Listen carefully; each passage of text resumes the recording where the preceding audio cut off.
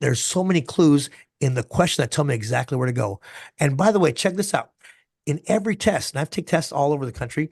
I've got carried several different masters. Um, and I'll tell you this, there's four types of exam questions, and they're the same type. I can read a question. I know exactly where that question is telling me to go just by knowing the type of question. So these are the things that I teach my students, all the tips, the tricks. There's no gatekeeping here. I'm going to give you everything I got, and I pass every test I can, not because I'm the smartest, most, I'm a genius. I'm none of that. I'm an electrician that understands how to do electrical work, and understanding that the code book is talking to me, because guess what? That code book is written by electricians for electricians. It talks to you. And once you learn the language, you will find anything.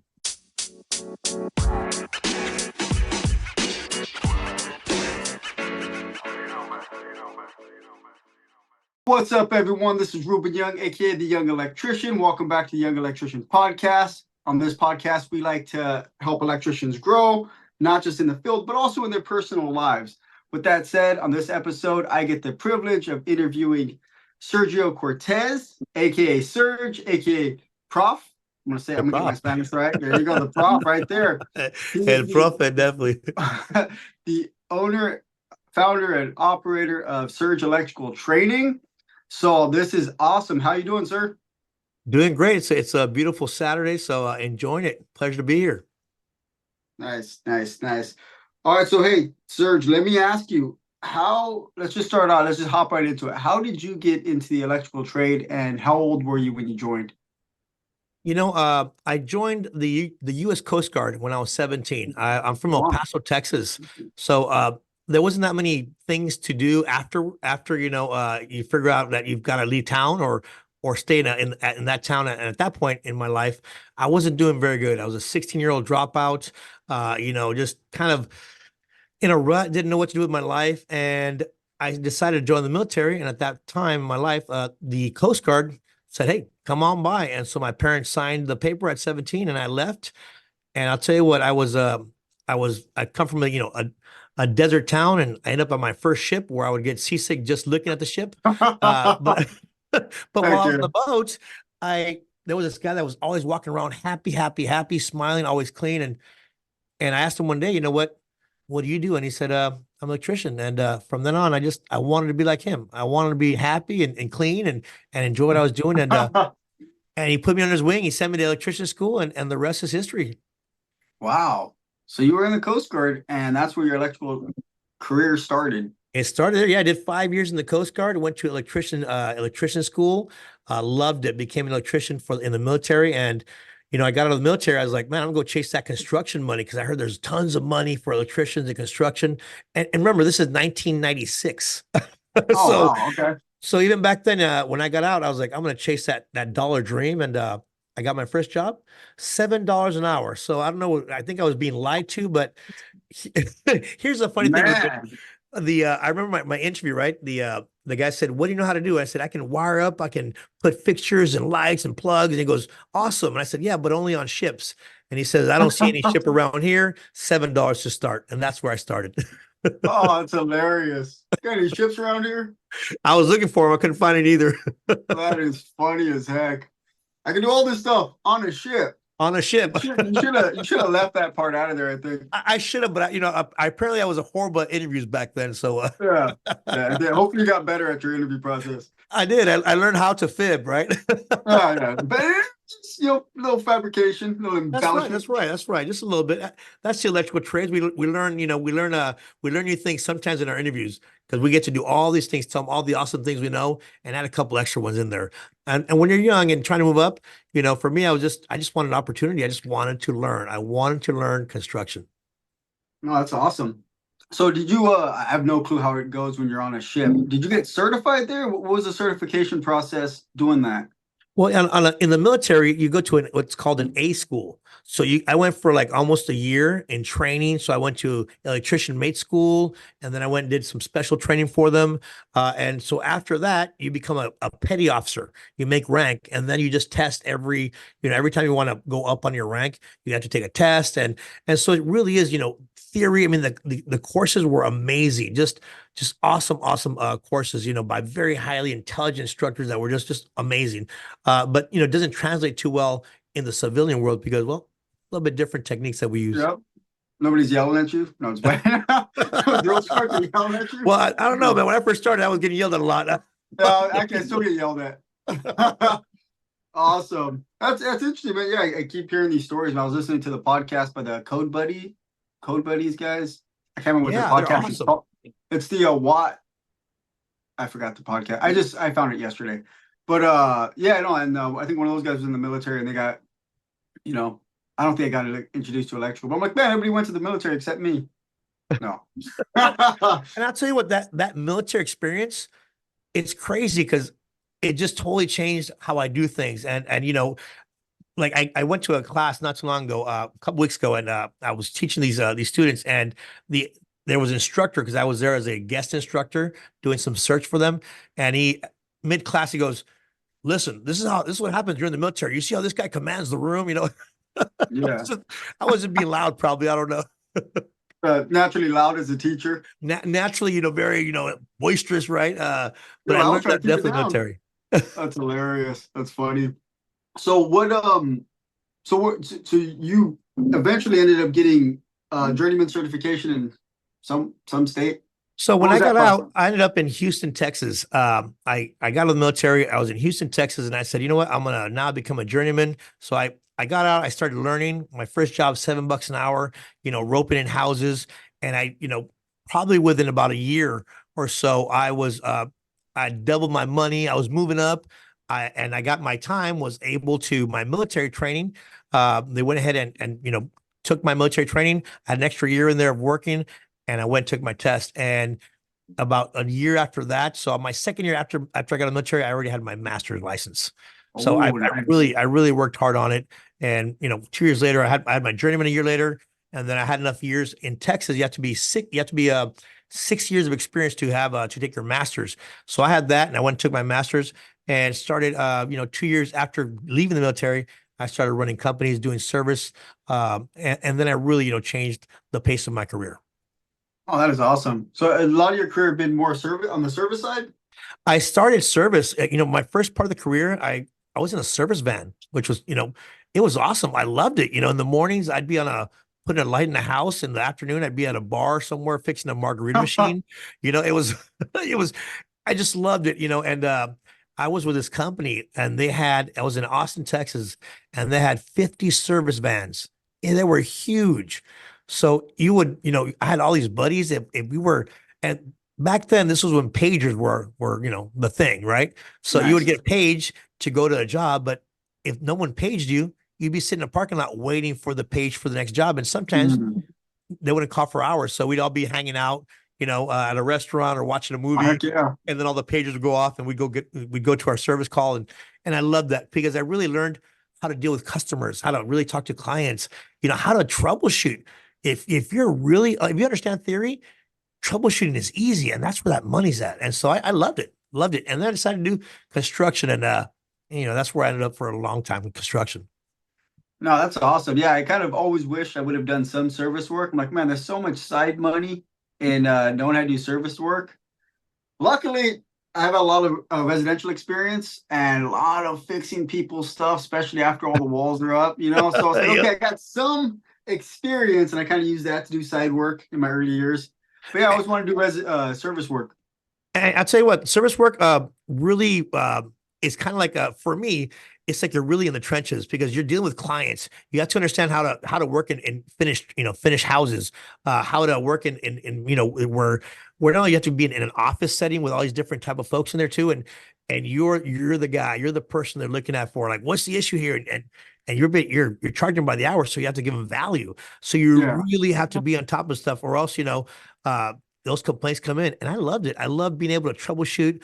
I used to love being in, for example, I'd get a phone call and they'd say, hey, a mobile home is down. That was my favorite place to go because I knew somewhere along the lines, me and the owner would be having a couple drinks afterwards. It Oh, heck always yeah. happened. There was certain service calls that I loved having. Yeah, we'll work for alcohol. No, it's play. Exactly right. Here's a tip. That's awesome. So let me ask you, what led you into? Yeah, I mean, you're obviously you have your own training program right now, and you're an instructor. Something it seems like you love doing. What led you to the instructing side of the electrical trade? Well, about over 17 years ago, I was a foreman for a large national contracting company, and you know this company probably, a Berg Electric, Right. and at that time, they uh, they were picking the top foremen and inviting them to go teach. And I remember when they invited me to go teach, I was thinking in my mind, I'm like, it doesn't sound like it's for me, but I'll go anyways because I want to do what the company wanted me to do. I was a company guy, so I was like, I'll go try it out, Yeah. and I absolutely fell in love with it. Just really did. Just love seeing these younger apprentices, learn and seeing their eyes light up when they could get a understand a complex subject. And I just ended up, for many years working in the evening as an evening time instructor for the apprenticeship out in Las Vegas for ABC out there, and I fell in love with it. Up so much so that about almost 8 years ago, I got the opportunity to come here to California to teach full time, like literally, no tools on, come teach. And I came to do a workforce development job to where I could create classes, really improve the apprenticeship out here. And one thing though, by the way, that really made me want to stay teaching is that teaching made me a much better electrician. Oh You yeah. know, it became to where I just was I every time I read something and learned something, it just improved what I was doing. Plus, this is the reality, Ruben. If you teach a bunch of first year apprentices, you can tell them anything, they'll believe you. But try to teach a bunch of fourth year apprentices, they will grind you down. They want to know, Oh oh yeah, yeah. where does it say that? And show me. And that's where I had to be really, really good. Oh yeah. I'll stick with the first year guys if I ever teach. I'm telling you, those third and fourth years, they question everything you say, which is amazing because it makes you be on your toes. You have to be ready because that they get that curious mind. The third year, they're out there, they're doing some big projects, and you've got to keep up with them, or else they'll run over you. And so I had to be on my toes. I had to learn how to really be a good instructor because I knew when it came to the third and fourth year, they were going to put me on the hot seat. Heck yeah, that's awesome though, man. You want that, dude. You want to be able to grow. And it helps you to understand it more when you're teaching somebody else. Because you think you understand something in your head until you have to explain it. Oh, And then totally. you're like, ah. And the interesting thing is the more I learned, the more I saw that I was doing things wrong before. Oh, that's Like, wow, hilarious. it's like that's not the way I used to do it. And now I started to see all these things that even that other journeyman had told me to do. And they would say, this is in the code, this is how you do it. And then I'm in the code going like, that's not what the code says. And That's so funny. it really opened up my eyes to, self-education to where I had to learn. I wanted to learn because I felt I wasn't prepared enough and I had to be prepared every week for those students. And so I really Yeah, pushed myself. that's awesome. It reminds me of there's an old journeyman who was like, talks to a young dude who just got certified, and the old journeyman was doing something wrong. And he's like, I've been doing this for 20 years. The young journeyman said, well, you've been doing it wrong for 20 years.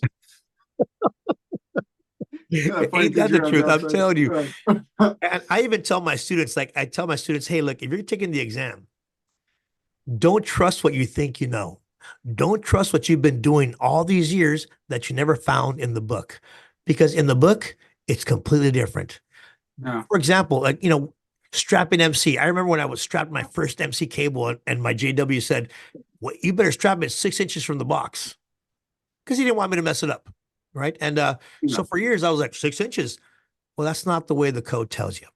And in the Yeah. exam, you better read it in the code, right from the code, or else it's a guess. Unless you've seen it in the book, it's not right. Read it, see it, learn it, guarantee it, get that passing grade. So anytime in the exam, I always tell students, don't believe what you think you know is right. Look it up, see it. You'll Yeah. see it in the exam because the exam has a funny way of putting fog in your brain. Yeah. You go in there and you have to test, you start forgetting stuff. Exactly. Or your head starts making up stuff, it's just stress and it's a very stressful test. It's a, hugely, complicated, tough exam, very complex. And we're in there trying to beat it. And yet our head, could also, if we're not in the stress itself can change the way we answer. Yeah, yeah, it's awesome. Let me ask you, were there any key people in your life that nudged you towards instructing or helped you along your way that, you kind of just nudged you towards instructing or encouraged you in it? There was my general foreman in Las Vegas, Mike McGowan. He just and I still do. This is just I still communicate with him. I do courses for them up there in Vegas and Arizona, and I'll tell you, he encouraged me to just keep going. And he was the biggest for me. One of my just a huge mentor on being one of the best foremen. Is I followed everything he did. He just really did change my life. Him and another general foreman named Dave Frank were just amazing mentors. But there was this one mentor who really took me to the next level. So Michelle Daughtry, which is she was the president of ABC Nevada, and I remember when I first started teaching, she came to one of my classes, and she the next day she came over and said, "You know what? You're going to be my main instructor. You're going to teach these kind of Awesome. classes."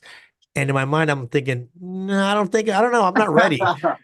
So she invited me to go teach a class in Reno. And she goes, I want you to teach this class. Didn't give me any prep for it. Just said, I want you to come fly down here, do a course, do a class for me. And it's going to prove to you that you can do this. And it's going to prove to you that, to be one of the elite instructors in this field is that you have to be prepared for anything. And so I took her advice and I went down there and I'm getting ready to teach a class. And before I enter this classroom, she gives me the book and says, here's a presentation. And she goes, this, the curriculum. This is all something you've already done this type. Don't be nervous, but there is people there that are inspectors. There are people there from the state. There are business owners. There are these big, CEOs that are sitting in that classroom and they expect you to be the best. So, time is now. And that right there, let me tell you, Wow. was it was just sink or swim. And I remember thinking that not only did I have to be on top of everything, because they were going to ask, these are owners and inspectors, and these are high up people in companies that they're not the apprentices. These are Yeah. show me, you know. Yeah. And after that weekend, she said, you've got it. And she actually, when she came down to California, she's the one that brought me here, and said, I'll give you a full-time position. You should be teaching all day long. And that's exactly what I did. I came down here and pretty much took my bags off, and for the most part, that was where my job began, where I began full-time being an instructor. That is awesome. That must have been very intimidating going into and It, it very encouraging coming out of. It was even when I remember walking out of there thinking like I literally must have lost 10 pounds because I was sweating so bad, but she made me realize that I can do this, because if you know the material and it's what you do, and I've been taught the techniques, it really, for me, just seeing these who I consider not so much my peers, 'cause I almost felt they were on a different level, Yeah. they were up here for me, because here's this instructor that's, a worker, and here I've got to teach the owners things they've been doing for years. And yet they loved it. It was a great class. And it was just, I learned right then and there that I could do this. I felt that confidence, because teaching is, for the most part, a big part of that is confidence. If you're not confident what you're teaching, your students will know that they will eat you up, or they're just Oh, going to yeah. say, they're gonna fade off. And your job is to engage and hold that student's attention, whether they're the owner, a first year apprentice, or a fifth year, a fifth grader that's trying to get into trying to teach them what the trade's about. You Yeah. have to engage them, hold their attention, and give them the best you got. And that's what I learned that day. Dude, that is awesome. I think we all need people like that in our lives that are going to push us to do something we don't want to do. Exactly. It was a Yeah. challenge.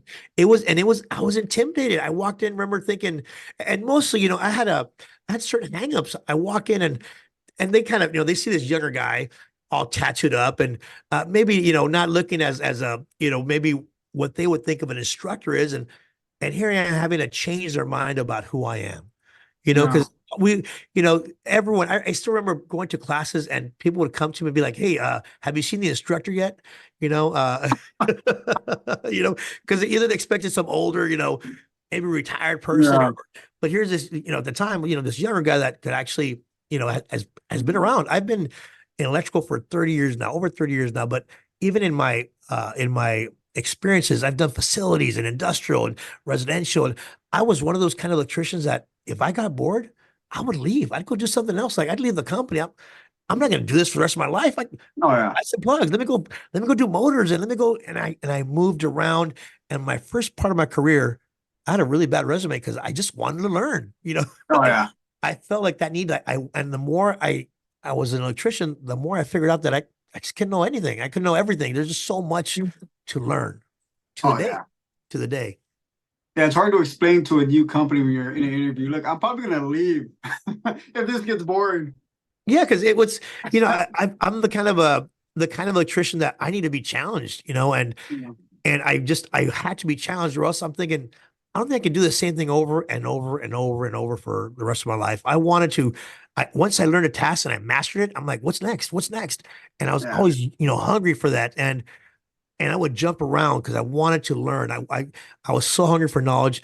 And I'll tell you what, now I'm so glad that that happened because people bring up these subjects or these topics, and I'm like, oh yeah, I've done that. And Mm. it's Heck because yeah. I was there. I've done it. I've done underground and multifamily and ran huge amounts of employees. And then I could go put a plug by myself underneath the house. Anything. I've been there and I've done it. And that experience also for me, it really makes me a very good code teacher because I've been doing the code all my life. Now I know where things belong, Oh because the yeah. code book is about what kind of work and experience you have. The more work and experience you have out there, the easier the code is to understand.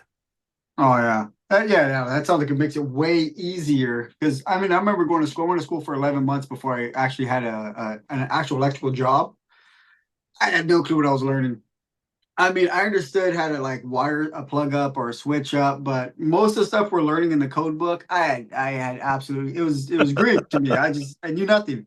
When I got to a job site, I'm like, oh, this makes sense now. I have a picture to what I was seeing in the code book. So Exactly. yeah, And that's why a lot of people sometimes will get the handbook. They want to study with the handbook because they want to read and see, they want to see the actual picture of that thing. all right. But it's the worst book to study with because you're gonna get trapped in the pictures. Yeah, You know what I mean? we like pictures, all right? We love pictures. So just give me a diagram. That's why diagrams are pictures. Just give me a picture. I'm not gonna read anything. I remember when I was coming up, right, and the apprentice that I would get sent to the truck to go get a part, and they would tell me, go get this part from the truck, and I'd give them that, the deer in the headlight look, Oh, and heck they'd yeah. say, let me draw it out for you. And there I'm looking for a drawing, and Oh, that's hilarious. or else it'd be just it's like a whole different language. Yeah, yeah, you have no clue what it is. That's funny. I think So, that was it on purpose sometimes. oh yeah, yeah, yeah. Here, just go show them this picture and say you need this. That's Yes, funny. that and go get the wire stretcher while you're down there. And so there I was looking for the wire stretcher. I've yet to find it yet, but Oh, legend has it he's still looking for that wire oh, stretcher. Oh, legend. that's funny. But yeah, I felt bad. I remember one time on a job site, this apprentice they told him there was a unibit, a free unibit or a pair of linemen in the bottom of the lube, wire lube. Big old bucket of wire lube, and immediately just stuck his hand in there, started reaching, like no hesitation. And I was just like, oh, come on, bro. Well, I'll tell you, when I first learned Ruben, I'll tell you what they said. I remember we're doing a job and my hands were all dirty. They go, "Hey, use the soap over there," and there I am, putting the soap on, and Oh. it would not lather. It would not lather. I'm going, why doesn't it lather? Everyone's laughing. I'm like, and it stinks. It is not. This is not so. It stinks. Lesson learned real quick. Don't Oh, mess with the electricians. yeah, that's hilarious. That's not the type of soap you want. That's funny. And Oh, remember that. dude, that's Remember, hilarious. for me, it was that really old yellow, almost orange, nasty soap that's in the big Yeah, bucket. Now they got the nice lube. The soap back then was like it was almost looked like lard. It was yeah. it was just nasty. It's Oh, nasty. yeah, yeah. Was that clear stuff they used? It was that nice, thick Not the yellow. nice, not yeah, not now, not the nice. You can actually almost see through the thing. But How back Yeah. then was the old yellow, nasty, big old lardy soap. Oh, yeah. That's But the one the guy stuck his hand into. It's oh one of no. those. Oh Oh man. God.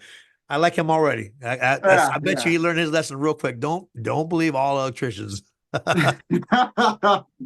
Gained some wisdom that day. Easily. Um, so let me ask you, what led you to starting your own electrical training company? Well, here, you know, I loved my job. I loved doing what I was doing. But there's a certain point where I just felt that I wasn't having the reach that, that I could have had. I wanted to be in front of more people, get more people to get to understand, to learn, and be able to teach. And so years back, I had a dinner with it was a national instructor, super smart guy. I mean, he's just amazing. And I remember talking to this national trainer and, saying, hey, I've got this awesome way that I look at code and I wanted to, pass it, run and by him. And at the time, the guy said, you know what? No, like almost didn't want to hear it, like literally they Yeah. say, don't meet your heroes, Oh yeah. and I remember walking out of that dinner going like, you know what? I'm going to prove them wrong. I'm going to prove that this is something that electricians need. And I had made up my mind right then and there that I was going to do it. And so about a year and a half ago, I I said goodbye to my cushy, office job.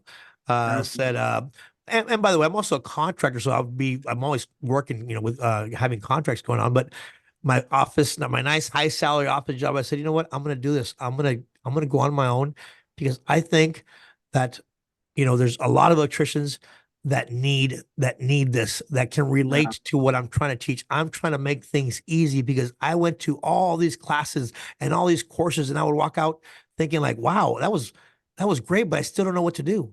I still can't find, you know what I mean? I still can't find Yeah. code. I mean, Yeah. and that's where when I developed the technique, I developed this technique, and I was teaching my buddies 16 years ago in a kitchen in my Las Vegas home. I had people come in on the Nice. weekend so I could teach them, and I knew that was what I want to do. I had to come and show what all this training that I've done and that I can do, that I can make a difference. And so I went out on my own, and it was a big jump. Don't get me wrong, it was not easy putting yourself out there, and all of a sudden, now I've got to get clients that want to get, that are there ready to be trained. And so it's been an amazing journey, a learning journey. But the more that I've been doing this, and the more that my company starts to grow and mature, the more that I feel that, I should have done this years ago. I should have Oh done this yeah. years ago. But it's been phenomenal. Been loving it. That's awesome. That's cool to hear. I think, that's a difference between different types of instructors. You got somebody who does it because it's their job, it's where their career led them, and you got somebody who is passionate about it. And when you're sitting in a kitchen teaching guys for, no other reason at all except to help them out, you have a passion for teaching. And And, having those kind of instructors makes a difference. and I'll tell you what, that passion was lit by seeing someone else be able to understand what I couldn't understand. Yeah. When I would go to all these classes and courses, and I would walk out thinking, I can't relate to that person because they speak like an engineer. Yeah. They're telling me how smart they are, but I'm not. Nerd. Yeah, and I walk out going like, I'm not. I don't get it yet. I mean, I remember paying for a course, right? And it was 2 days of nothing but math, and it was an awesome course, and I learned a bunch of math. And then I go take an exam, and there was really a little bit of math in there. The rest is code, and I still can't Oh yeah. find stuff in the code. And so Yeah. I developed a method on my own. I said, I got to try to do this better. And then I started teaching my friends. And then once my friends got it, I said, you know what? This is something that I think the world needs to know. That's awesome, man. That is awesome. So let me ask you about your school then. Let me say, what would be the benefit of somebody attending your, well, first, before I even get into that, what does your training center offer?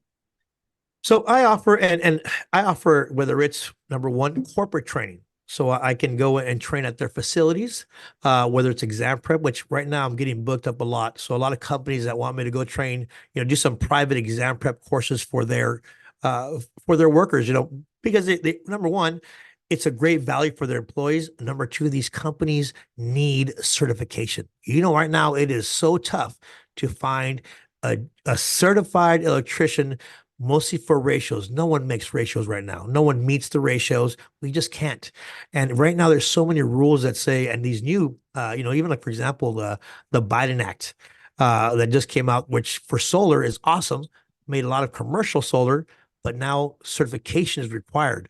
So I Yeah. do a lot of different corporate, just for companies, where I go teach them whether exam prep for their employees. I teach foremanship courses. I teach safety courses. I do specialized training, conduit bending, motor controls. So I really have a vast amount of knowledge where I really can create courses specifically designed for that company, and I can do it at their facility, right? And one thing too is I can also do them in Spanish. There's not a lot of Oh, instructors that can teach just strictly Spanish, whether it's the Spanish code book, teaching them code, or teaching safety, or all these specialized courses in Spanish. So that's where I really hit my market right there. But also, I also do all these different type of safety courses: OSHA 10, OSHA 30s, Arc Flash. I've got train the trainer courses. I teach instructors. I teach oh, entry level courses for community partners. I teach private ET courses for contractors. Um, so wow. I'm kind of like one of those. I'm a one man act, but I've got a plethora of what I teach and what I can do, and courses that I've actually done and created. Roping courses. I then teach, of course, my specialty course, which is for the general public too. I teach one class a month, the general public here in Livermore, California, but also people can attend live, and it's an interactive class from anywhere in the nation. So I have students from all over that come to this class now, that's on the weekend once every month. And I really have, that's really my specialty, is teaching people how to get through that code book fast.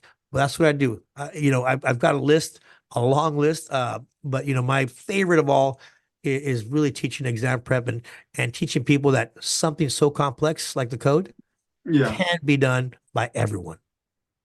Dude, that is awesome. That is awesome. And so you have one live class. So if somebody's taking your journeyman prep or one of those pieces of material, those courses that you offer, is any of your stuff online or is it all in person? Well, I've got right now everything's in person or live. Okay.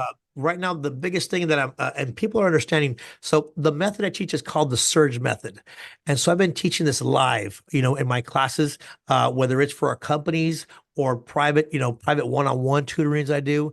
But I teach this method, and I love the classroom setting. This method is about to now go now to on demand. In fact, right now I'm Oh, working on nice. a 40-hour course, 4-hour course for two different companies, educational institutions, by the way, and a separate one that's going to be a full-on 16-hour, on-demand exam prep. So everything I do now live is now going to be, where it's going to be an on-demand class, and that's coming here in the very near future. So I'm still doing a bunch of content, doing a bunch of recorded sessions, which is different for me because I'm used to being there and watching a student.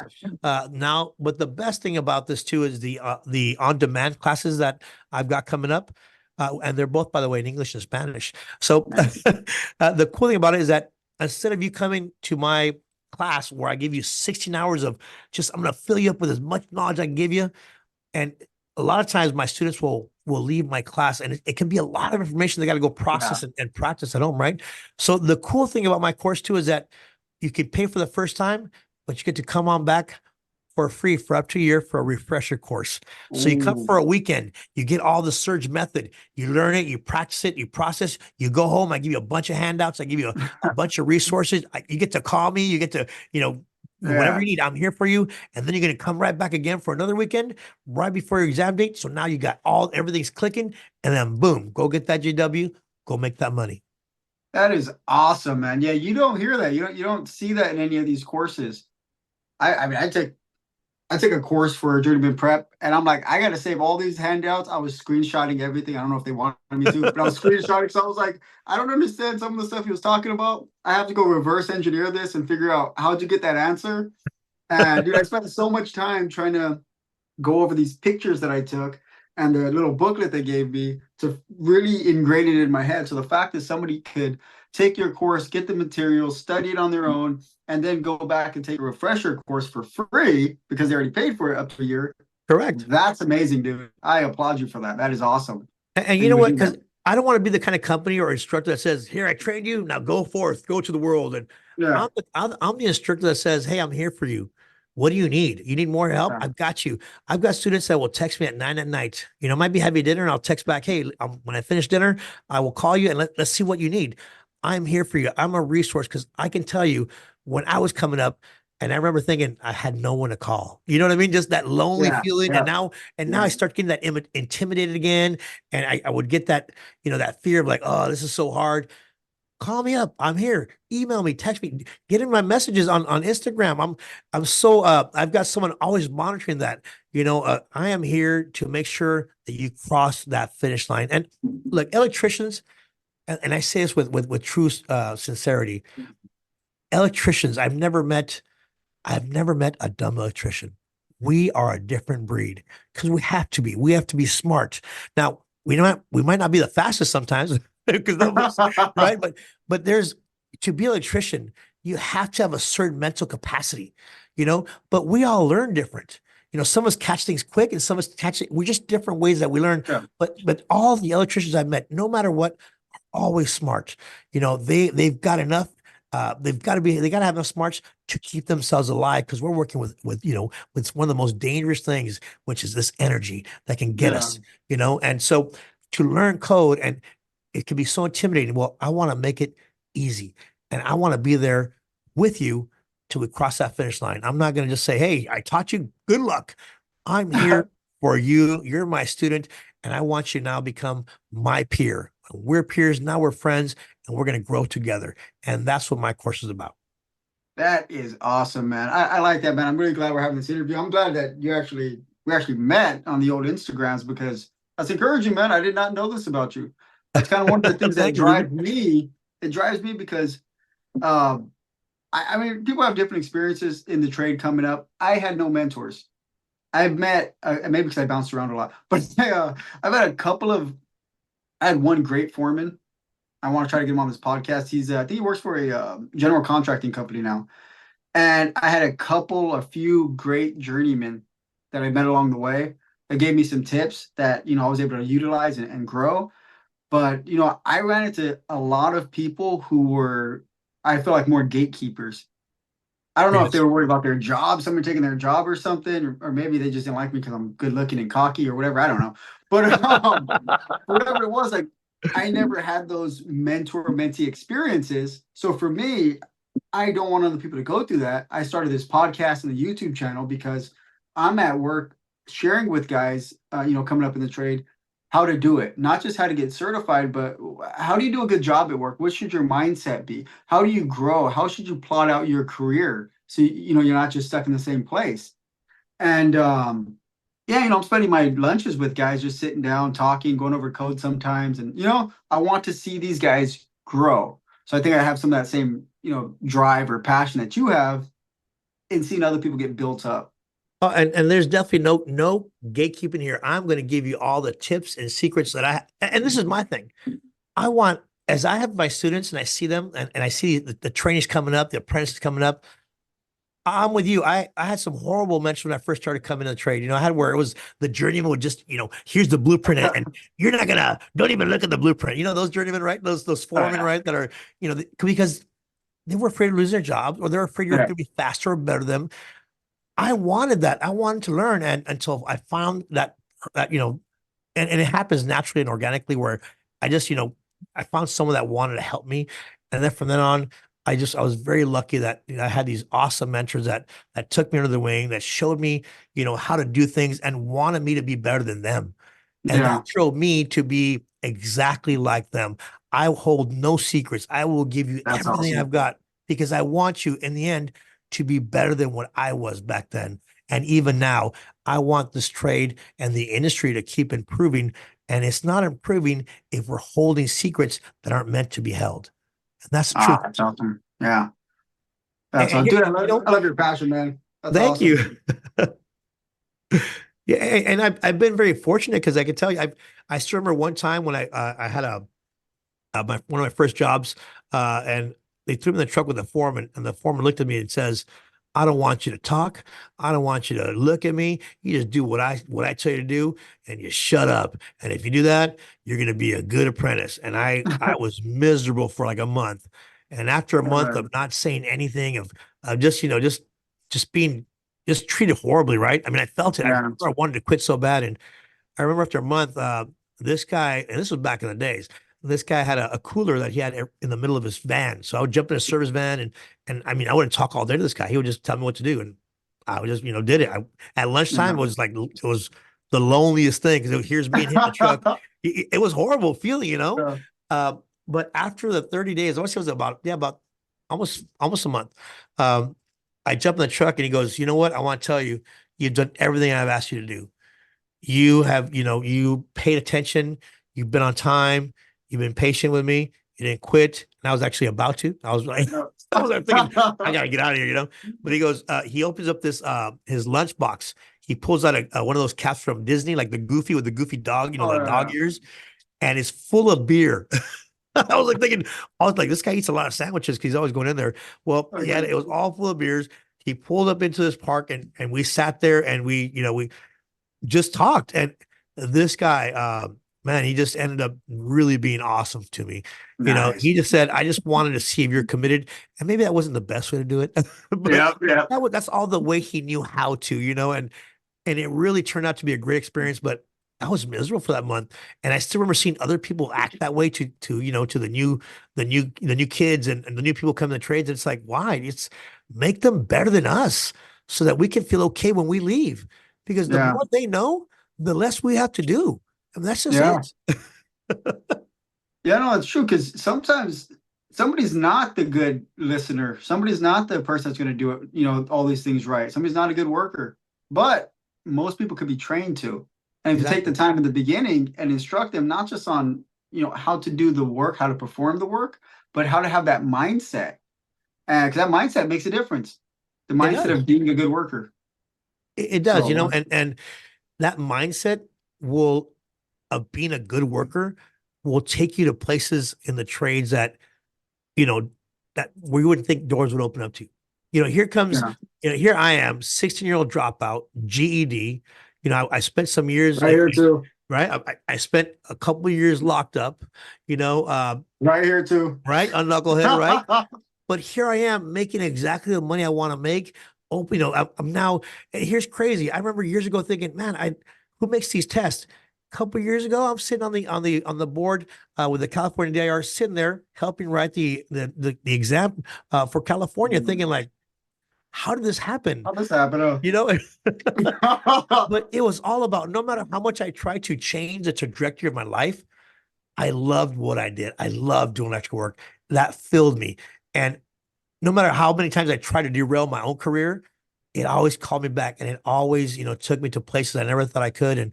And here I am, years later thinking, if I could do this, anyone can.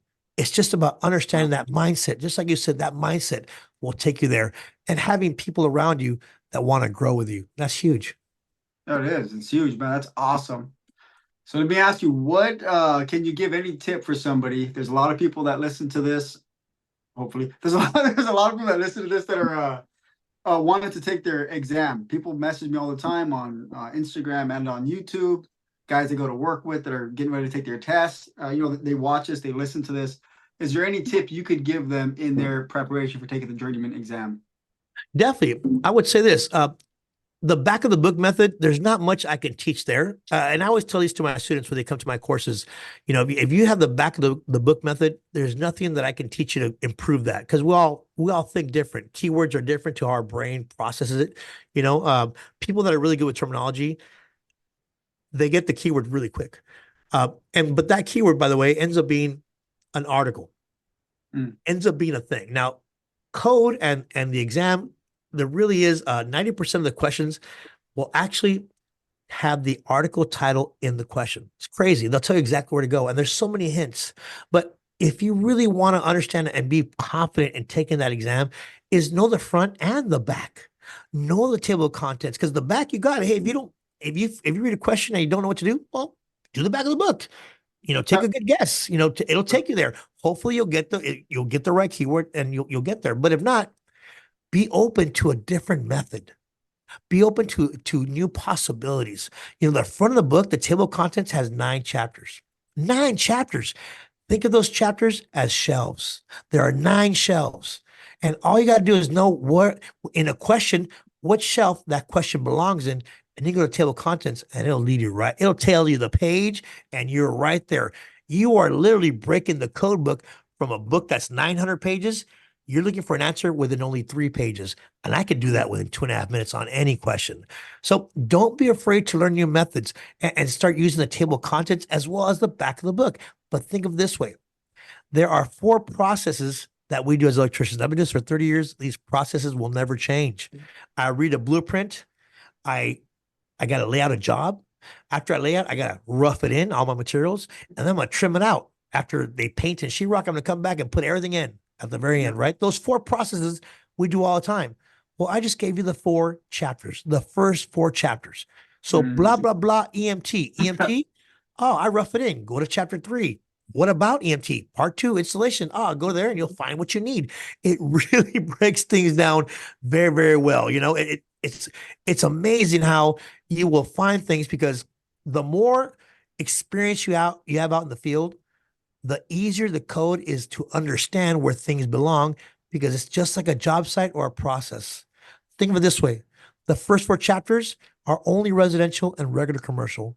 Chapters 5, 6, 7, those are industrial. So if I say the word bulk storage plant, chapter 5, special place, that's the only place a bulk storage plant belongs. It's a special place. Yeah. If I say the word luminaire, oh, I trim. Well, everyone trims out a luminaire. That's chapter 4, regular trim.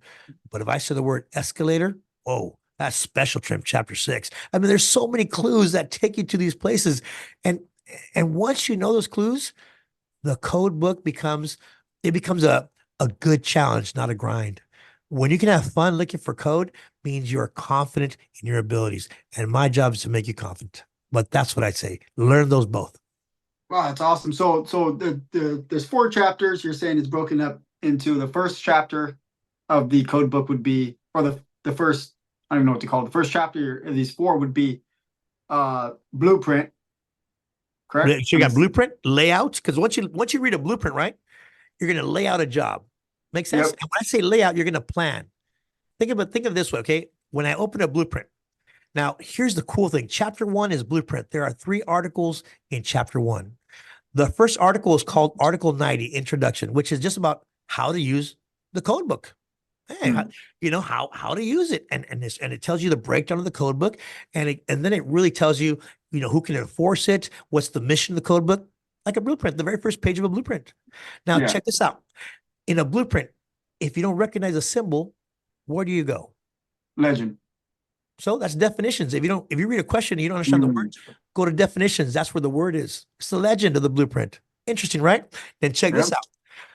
In a blueprint, do you remember those notes on the blueprint on the side that say note 1, note 2, note 3, right? Yep. That's Article 110, the main electrical room. All the notes on how to wire up before you go wire things up. It's all the notes. and it gets so much better than that. I can break that one down easily. But think of it this way. If you're in the code exam, and you're taking an exam and you see the word equipment, and it's, when installing equipment, it's not specific. Well, go to where all the equipment's at. In the main electrical room, that word tells you where to go. There are so many hints and tricks and tips that'll get you there, and they're in the question. And now check this out. Once I do those 3 things, and by the way, when do we do underground? What is it, the first thing or the last thing of a project?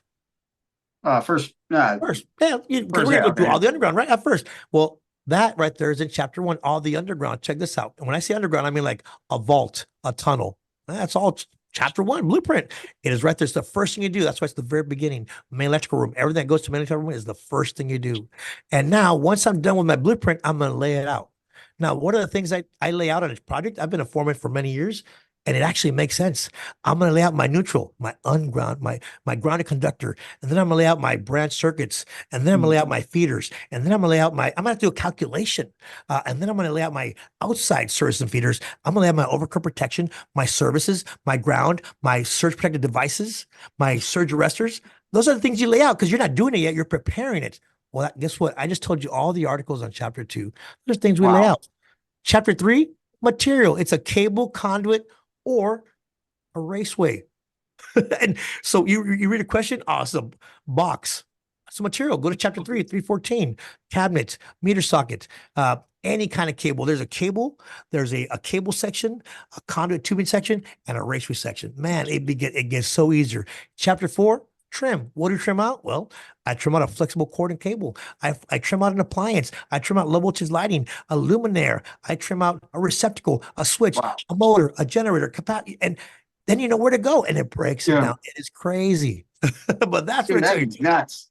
And once you understand that, when you read a question, you're an electrician. Your brain will automatically pick what that thing is. That thing is an article. And now, what chapter does that article belong in? So I can go find my answer. That's how knowing code is.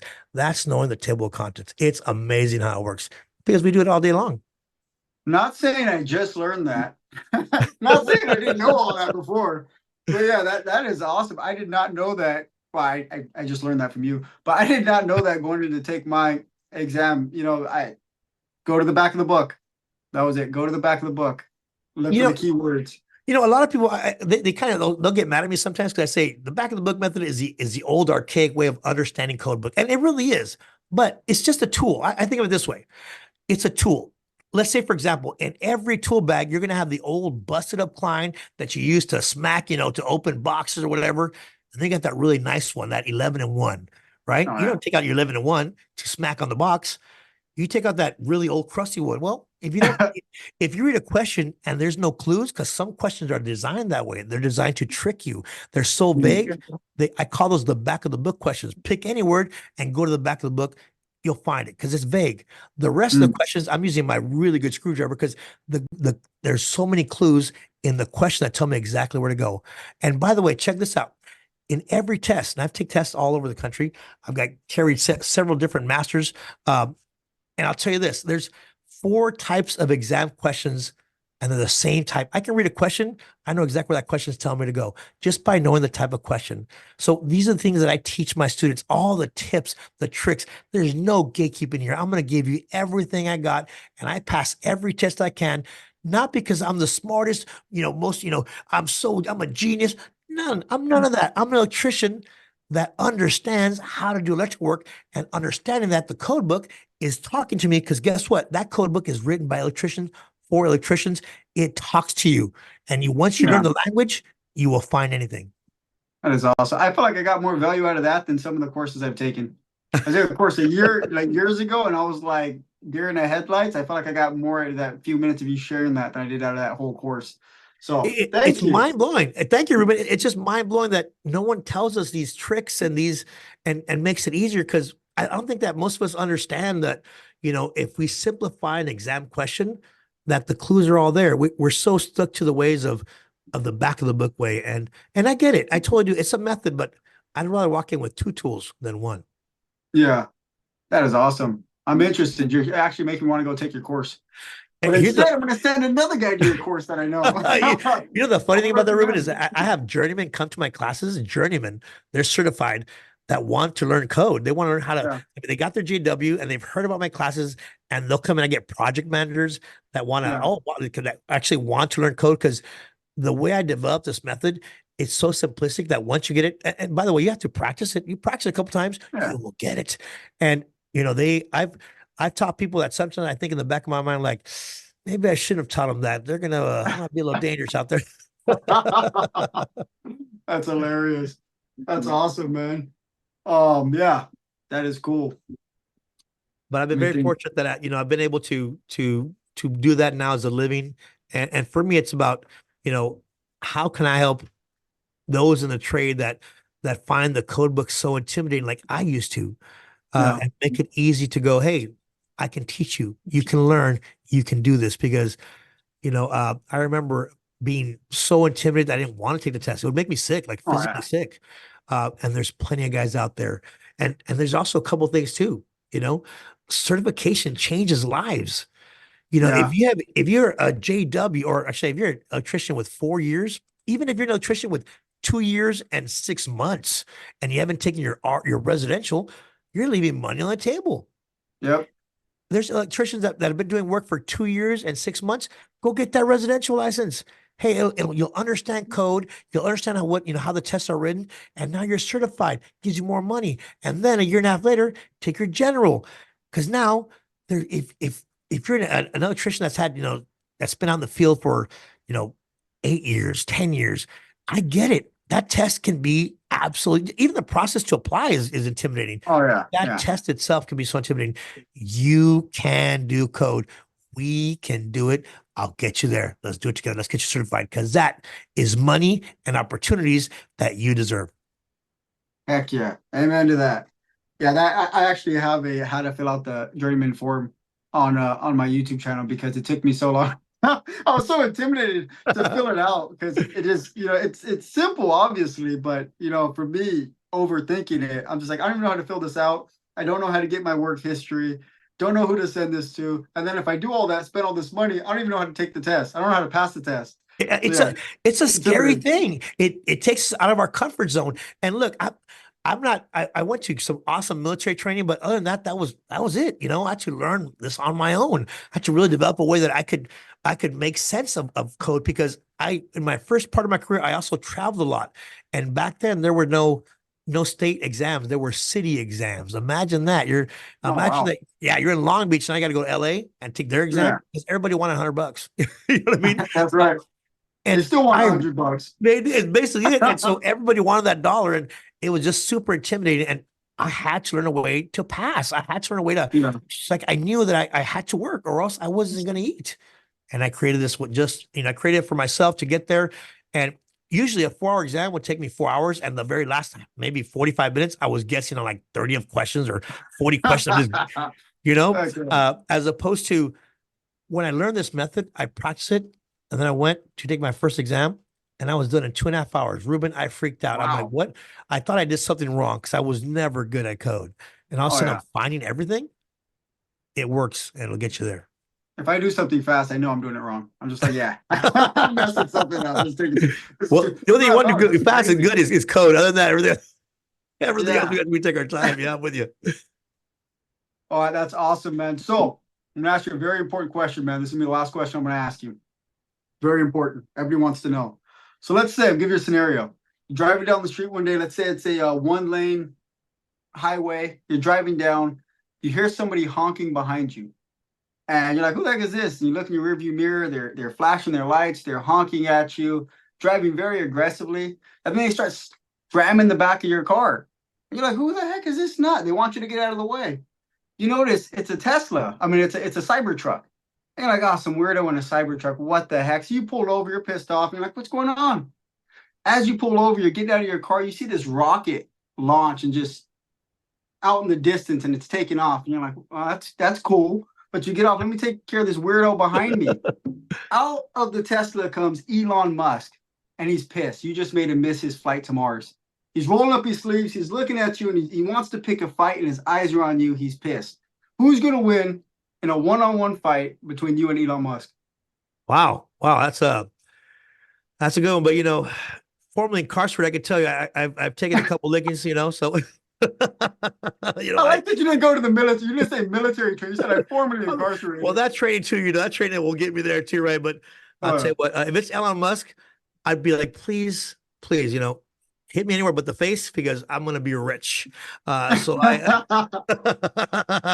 at an age now where I'm like, you can hit me because I want to be rich. I don't want to. I'm too old and tired now.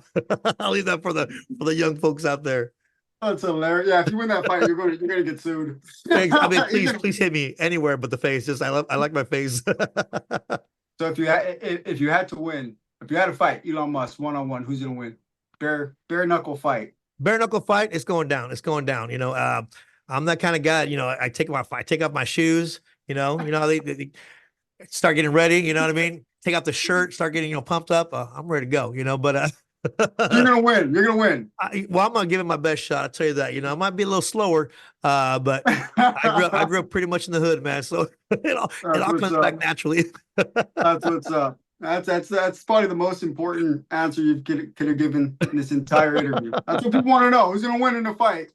He's going down, and I'm taking his car. I'm just, I'm pretty hood that way. I'm just. If I see you in a cyber truck, I'm gonna know why. I'm taking the trophy, man. I'm taking the trophy. I'm like, wow, I'm not backing down. That's hilarious, man. Thank you for being so generous with your answer and actually answering that question. I think one day someone's gonna hear me ask a question like that, and they're just gonna log off. I'm like, where's he at? I'm hyped up now, Ruben. You got me going now. Yeah. Hey, if he wins that fight with Zuckerberg, then you can have the next one. Yeah, I'll tell you what, Zuckerberg, I've seen him fight. I'm walking out of that one. I'm walking away. That guy can actually, he's I'm with you. He's got some, I watched that fight. I'm like, wow, I was impressed. Yeah. That's funny as heck. All right. So, hey, if somebody wants to find you, find your courses, where do they look? They can go right to Instagram at El Profe Codemaster, or they can go to my website, www.surgeelectricaltraining.com. That's awesome. And I'm going to put them in the show notes, in the description. I don't know how this thing works, but I'm going to put them somewhere that people can click on and get in touch with you, either in your course or bug you on Instagram, something like that. Well, I appreciate you, Ruben. You're doing a great thing out here, really helping the trade, being a mentor, being that person that people can go to. I think what you're doing is amazing. And your audience is out there. They're coming. They're headed your way, and they're reaching out, and you're just going to grow. And I'm here to help. Anything you need, I'm also, available for you. I've had a great talk with you. We share the same vision, and the same passion for our trade. We really do. I've now gone into the instructor mode part of my trade, where the trade now, I want to be the educational part, because I've been that person out there doing the work. And now I want to make sure that, everyone coming up has the opportunity to change their life. And what you're doing is amazing. And I wish the best. I can't wait to see all the future growth and to be back on again. And also while I'm here, I want to plug in the Growth Convention. Oh, it's going to be amazing out there in Burbank. I'd like to meet you, see you out there, Ruben. Even if you can't go out there, but maybe we can, I'll be down there close to, in Burbank, so we can go and have a good dinner or a drink, on me. And that's going to be on July 1st to 3rd at the Burbank American Convention Center. So while I'm down there, hope I get to see you out there. Okay. What is the Growth Convention? I seen you talk about a little bit on your Instagram. But what is it? So the Growth Convention is a convention where apprentices, people come to the trade, people that want to move up in the trade, business owners, they get to come to this convention where it's all these different type of industry professionals that are actually out there working it. So you have like people like the Solar Goat, Rudy from Rudy's going to be there. Rudy Wire. We got Wilson. We have all the Tennessee Electrician, Illuminati, and they're going to be doing hands-on training. There's going to be a bunch of roofs where they're going to do the solar installs. They're going to be doing panels. There's going to be a bunch of different type of courses going on. I'll be teaching a very limited course that's going to be amazing. I'm going to teach all my code secrets. So it'll be a 3-day convention, and you come to my training. There's going to be safety classes. There's going to be a lot of networking, but it's really about getting in there and doing a bunch of hands-on training. So this is for electricians, for solar technicians, for those that want to be in the trade. Those are in the trade and want to expand their network or learn something new. I mean, you'll be able to do hands-on training with some of the big names that we see mostly on Instagram. These are people that actually have experience. They're out there, building. If you want to become a contractor, come and talk to those that are that just got to contracting, learn what obstacles, and those that have been in contracting for a long time. So get their advice. It's just going to be an amazing 3 days of just all the industry, professionals and people that want to change the course of their life. They're going to be there. And by the way, the after parties, wow, it's going to be a great time. So definitely. Yeah. That's awesome, dude. I appreciate you, man. I'm going to check that out. So you might see me there. I'll let you know. If not, I'll drive out to Burbank and just to shake your hands. We got definitely. Hey, like I said, just come out here and have a dinner. We'll, drinks on me, dinner on me, and we'll have a great time. I'm pretty cheap. I will come out for a dinner. Uh, Well, don't my tell me cheap because it'll be a cheap dinner then, because I'm Hey, pretty believe cheap me, too. bro, I'll take it. My when I used to work out a lot, I still work out a little bit. I gave my sister this it was peanut butter and oatmeal. I can't believe I'm sharing this story. And she like, I'm like, oh look, you want some? Whatever. I'm eating it because I just worked out, just want the protein. And she's like, wow, this tastes like poverty. I was just like, I like her but already. yeah, She's I will take a cheap dinner. you all share But the same humor, I see, huh? oh yeah, I That's actually just steal awesome. all of her jokes. All right, That's broski. amazing. I will let you go, man. I Thank you. genuinely appreciate this and enjoyed this, and I know everybody's gonna. Man, there's so much to get out of this podcast, so I'm just looking forward to see the benefit people get from this. So thank you. I appreciate you, man. I appreciate you, Ruben. We'll talk soon. Thank you. Awesome. Take care. You too.